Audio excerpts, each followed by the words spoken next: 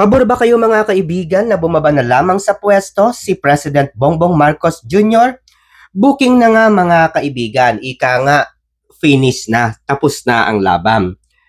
Kaya pala kahit ang mahusay at matalinong soldier na si Atty. Menardo Guevara ay hindi makasagot sa mga simpleng tanong ni Honorable Justice Amy Lazaro Javier ay talaga palang may malaking krimeng naganap sa 2025 national budget. PhilHealth pa lamang ang tinatalakay sa Supreme Court na nakapaloob sa General Appropriations Act na pirmado ng Pangulo. Si President Bongbong Marcos Jr. nga ang nasa likod ng maanumalyang paglilipat ng pondo ng PhilHealth patungo sa National Treasury. Bago dyan mga kaibigan, napisalot muna kina dating Pangulong Rodrigo Roa Duterte, Atty. Vic Rodriguez, Congressman Isidro Ungab at Atty. Martin Delgra dahil sa kanilang pagsisiwalat sa maanumalyang prosesong pinagdaanan ng General Appropriations Act. Ito ay matapos nilang isapubliko ang mga blankong mga items sa Bicameral Committee Report ng 2025 National Budget. Dahil sa pagdulog ng grupo ni Atty. Vic Rodriguez sa Supreme Court, dito ay natuklasan at narinig ng publiko ang mga anomalya sa pondo ng bayan, particular na sa pondo ng PhilHealth. Sinasabi nila makapili at appointed daw ni dating Pangulong Rodrigo Roa Duterte ang mga mahistrado ng Korte Suprema. Kaya malamang papabor ito sa mga Duterte. Kaya naman, binalikan ko ang ilang tagpo sa Kongreso kung saan ay humarap ang presidente ng PhilHealth na si Emmanuel Mandiledesma upang linawin ang paglilipat ng 89.9 billion unused fund ng PhilHealth patungo sa National Treasury. Mariing sinabi ni Mandiledesma at kung ating pakikinggang mabuti ang kanyang mga sinabi, ay inatasan lamang siyang gawin ang ipinag-uutos ng Pangulo. Aniya, like a good soldier, I am following them. Giit pa ni Mandiledesma, bago niya ito ginawa ay minabuti niyang humingi ng clearance mula sa Commission on Audit.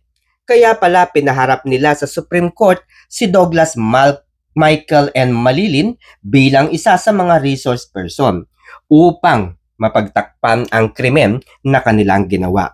Buti na lamang at naging matalas ang pagkilatis ni Honorable Justice Benjamin Sabater Caguiwa at napansin niyang tila may conflict of interest ang naging pagharap ni COA Commissioner Douglas Michael N. Malilim.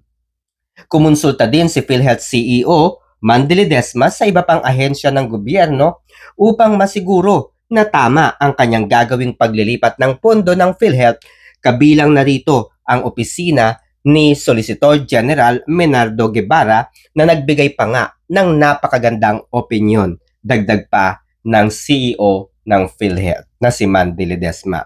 Muli, ginawa ang paglilipat ng pondo dahil nakipag-usap at humingi ng clearance si Mandiledesma sa COA, sa GCG o GCC at maging sa Solicitor General. Pinayuhan naman ni Senator Bongo na re-electionist ngayon sa ilalim ng hanay ni former President Rodrigo Roa Duterte o ang PDP laban, si Ledesma, na sa lahat ng magiging desisyon nito, laging isipin ang taong bayan, ang mga mahihirap na nangangailangan ng tulong mula sa gobyerno upang hindi ito magkamali. Panoorin natin ang naging pag-uusap sa Kongreso. I received a directive, which emanated from a cabinet meeting led by President Marcos, asking me to remit the 89.9 billion. So like a good soldier, I am following them.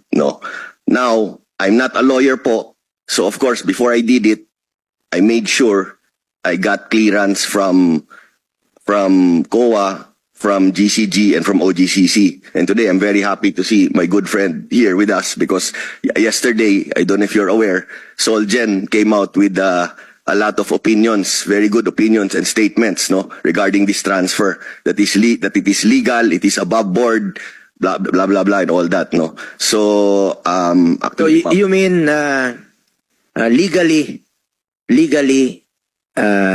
possible po ito? yes po. So legally possible yung That's again po, I'm not a lawyer, but that's my understanding based on the opinions of COA, GCG, OGCC, and as of yesterday, Solgen.